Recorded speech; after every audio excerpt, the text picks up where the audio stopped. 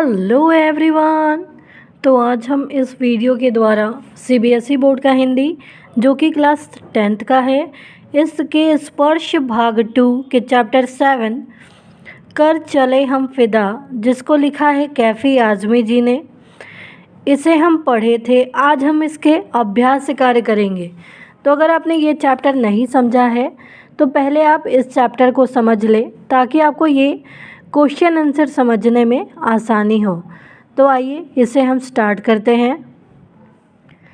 First है क निम्नलिखित प्रश्नों के उत्तर दीजिए, जिसका पहला क्वेश्चन है क्या इस गीत की कोई ऐतिहासिक पृष्ठभूमि है, अथवा कर चले हम फिदा कविता की ऐतिहासिक पृष्ठभूमि का उल्लेख करते हुए उसका प्रतिपाद्य अपने शब्दों में लिखिए, अथवा कर चले हम फिदा गीत की ऐतिहासिक पृष्ठभूमि क्या है। इन तीनों में से जो भी प्रश्न पूछे इसका यही आंसर होगा। कर चले हम फिदा गीत उर्दू के प्रसिद्ध शायर कैफ़ी आज़मी की रचना है। यह गीत वर्ष 1962 में भारत चीन युद्ध की ऐतिहासिक पृष्ठभूमि पर बनने वाली फिल्म हकीकत के लिए लिखा गया था। इस गीत के माध्यम से देशवासियों में अपनी मातृभूमि के प्रति बलिदान की भावना तथा आज़ादी की रक्षा के लिए प्राणों की परवाह न करने का भाव सैनिकों के संबोधन के माध्यम से अभिव्यक्त किया गया है। यह गीत वर्तमान समय में भी देशभक्ति के प्रति उत्साह पैदा करने में महत्वपूर्ण भूमिका निभाता है। कर चले हम फिदा गीत उर्दू के प्रसिद्ध शायर कैफ़ी आज़मी ने लिखा है और यह गीत 1962 में भारत चीन युद्ध की ऐतिहासिक पृष्ठभूमि पे जो फिल्म बनी थी हकीकत, उसके लिए लिखा गया था, जिसमें देशवासियों में अपने मातृभूमि के प्रति जो बलिदान की भावना है तथा आज़ादी की रक्षा के लिए प्राणों की परवाह न करने का जो भाव है उनका सैनिकों के संबोधन के माध्यम से ये हमें बताया गया है। और ये जो गीत है ये वर्तमान समय में देशभक्ति के प्रति हमारे मन में एक उत्साह भर देता है। सेकंड है सर हिमालय का हमने न झुकने दिया। इस पंक्ति में हिमालय किस बात का प्रतीक है, अथवा हिमालय किसका प्रतीक है। तो हिमालय पर्वत भारत के उत्तर में खड़ा उसका पहरेदार है जो देश की अस्मिता तथा ताज का प्रतीक है। भारत चीन युद्ध के दौरान हिमालय की वादियों एवं चोटियों पर दुश्मनों के कब्जे को रोकने के लिए जवानों ने अपनी कुर्बानियां दी। भारतीय सैनिकों ने अपने बलिदान के द्वारा हिमालय के गौरव को पददलित होने से रोका, क्योंकि हिमालय हमारे स्वाभिमान का प्रतीक है। इस पंक्ति में हिमालय भारतीय वीरता की अविचल प्रवृत्तियों का भी प्रतीक बनकर हमारे सामने आया है। तो ये जो गीत है इसमें बताया गया है कि कैसे ये उत्तर में खड़ा हिमालय भारत का पहरेदार है जो देश की अस्मिता तथा ताज का प्रतीक है। हिमालय भारत का मस्तक है। भारत चीन के युद्ध के दौरान हिमालय की वादियों में, इसकी चोटियों में दुश्मनों के कब्जे को रोकने के लिए हमारे देश के जवानों ने अपनी कुर्बानियां दे दी। भारतीय सैनिकों ने अपने बलिदान के द्वारा हिमालय के गौरव को बनाए रखा। हिमालय हमारे स्वाभिमान का भी प्रतीक है। हिमालय भारतीय वीरता की अविचल प्रवृत्तियों का भी प्रतीक है। नेक्स्ट है इस गीत में धरती को दुल्हन क्यों कहा गया है। इस गीत में धरती को दुल्हन क्यों कहा गया है, ये हमारा तीसरा प्रश्न है, जिसमें लिखा गया है कि अगर ये प्रश्न पूछा जाए अथवा कर चले हम फिदा कविता में धरती को दुल्हन क्यों कहा गया है, अथवा आज धरती बनी है दुल्हन साथियों, इस पंक्ति से कवि धरती के बारे में क्या कहना चाहता है। इस गीत में देश के सैनिकों और भारत भूमि में प्रेमी प्रेमिका का संबंध दिखाया गया है। धरती को दुल्हन इसलिए कहा गया है क्योंकि जिस प्रकार नववधू यानी नई दुल्हन की सुरक्षा का दायित्व युवक पर होता है, वह उसकी रक्षा के लिए अपनी जान तक न्यौछावर कर देता है। उसी प्रकार आज भारत भूमि भी अनेक देशभक्तों के रक्त में स्नान कर लाल रंग के वस्त्रों में सजी दुल्हन के समान है, जिसकी सुरक्षा का दायित्व देश के प्रत्येक नवयुवक पर है।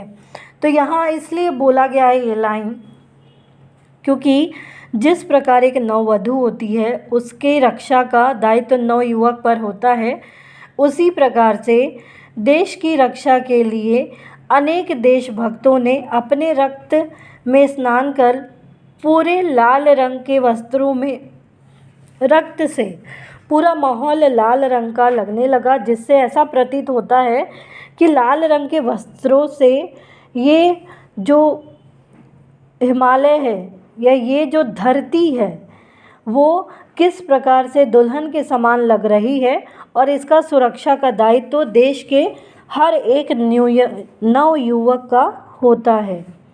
नेक्स्ट है, गीत में ऐसी क्या खास बात है कि वे जीवन भर याद रह जाते हैं। तो गीत में एक ऐसा जज्बा अर्थात जोश एवं मर्म होता है जो हृदय की गहराइयों को स्पर्श करता है। एक सैनिक के माध्यम से देश के लिए कुर्बान होने की भावना, आज़ादी की रक्षा के लिए अपने प्राणों की परवाह न करने की चेतना का प्रवाह होना वस्तुतः जीवन भर याद रह जाने वाली घटना है। देश के लिए मरने के गर्व का अनुभव दिल को छू जाता है। अपना सिर कटाकर भी देश के मस्तक को ऊंचा रखने का भाव देशभक्ति का चरमोत्कर्ष है। इस गीत की प्रत्येक पंक्ति एक नया तेवर रखती है। मौत वही सार्थक है जो देश की खातिर और देशवासियों की रक्षा एवं स्वतंत्रता को बनाए रखने के लिए हो। वास्तव में कर चले हम फिदा गीत अंतर्मन को झकझोर देने की शक्ति रखता है, हृदय में देश के लिए मर मिटने का उत्साह पैदा करता है। इसी कारण यह विशिष्ट है कि इसकी विशिष्टता जीवन भर याद रहती है। गीत में एक ऐसा जज्बा अर्थात जोश एक मर्म होता है, हृदय की गहराइयों को ये हमारी छू जाती है। सैनिक के माध्यम से देश के लिए जो कुर्बानी दी गई उसकी जो भावना है, आज़ादी की रक्षा के लिए अपने प्राणों की परवाह नहीं की इन्होंने, ये हमारे लिए चेतना का काम करता है जो हमें जीवन भर याद रखने के लिए तत्पर है यह गीत। और देश के लिए मरने के गर्व का अनुभव दिल को छू जाता है। अपना सिर कटाकर भी देश के मस्तक को ऊंचा रखने का भाव देशभक्ति का चरमोत्कर्ष है। इस गीत से प्रत्येक पंक्ति का एक नया तेवर रखती है।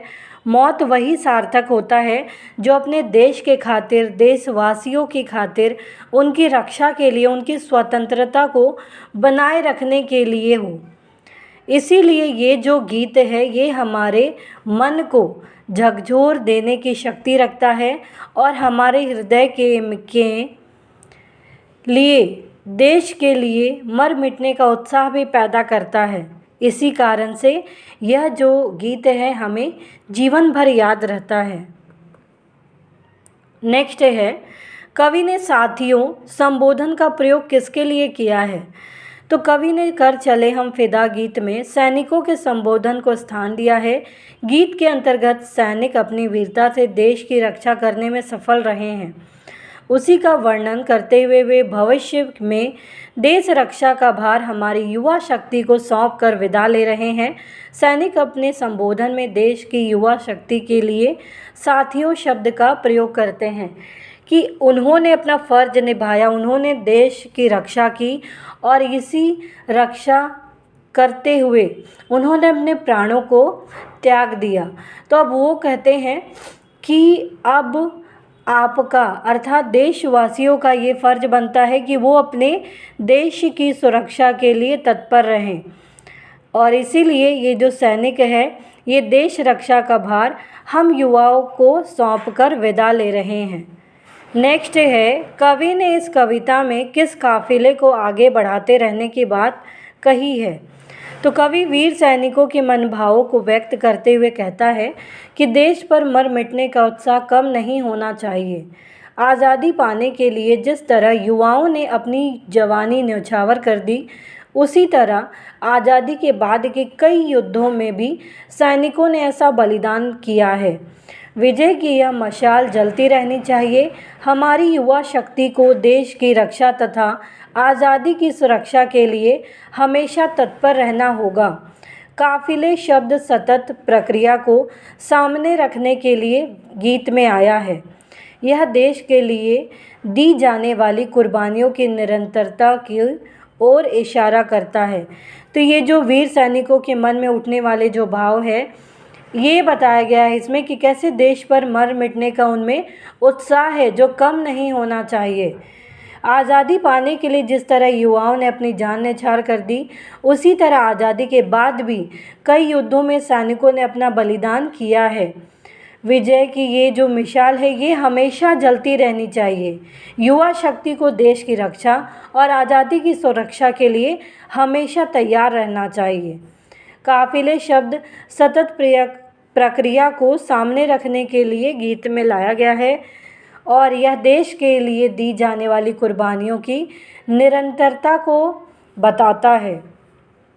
नेक्स्ट है, इस गीत में सर पर कफन बांधना किस ओर संकेत करता है? तो इस गीत में कवि ने देशवासियों को देश के लिए मर मिटने की परंपरा की याद दिलाई है। कवि मानता है कि हमें कुर्बानियों के मार्ग को वीरान नहीं होने देना है। हमें ऐसे काफिले सजाते रहने होंगे जो देश के लिए बलिदान करने को सदैव तत्पर रहें, क्योंकि आज़ादी के बाद आज़ादी की सुरक्षा परम आवश्यक है।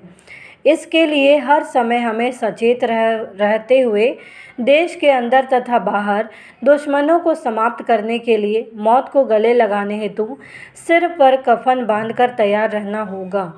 वस्तुतः इस गीत में सर पर कफन बांधना मुहावरे का प्रयोग देश के लिए मर मिटने हेतु हमेशा तैयार रहने की मानसिकता का द्योतक है। तो यहाँ बताया गया है कि सर पर कफन बांधना अर्थात हमेशा देश की रक्षा के लिए, देश में देशवासियों की रक्षा के लिए हमेशा तैयार रहना चाहिए।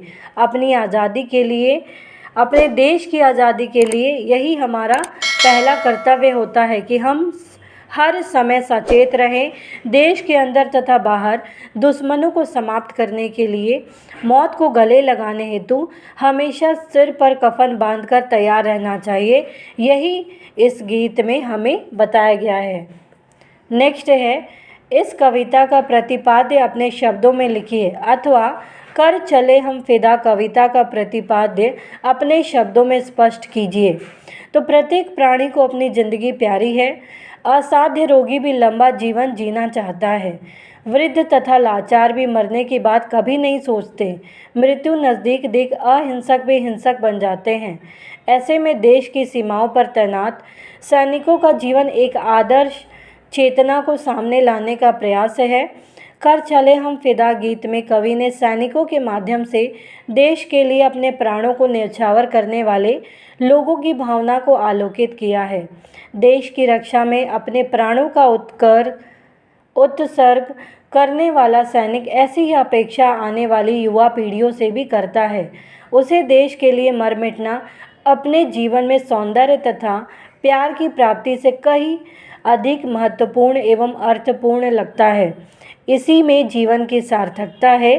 देशभक्ति का उत्साह प्रवाहित करना ही कर चले हम फिदा गीत का प्रतिपाद्य है।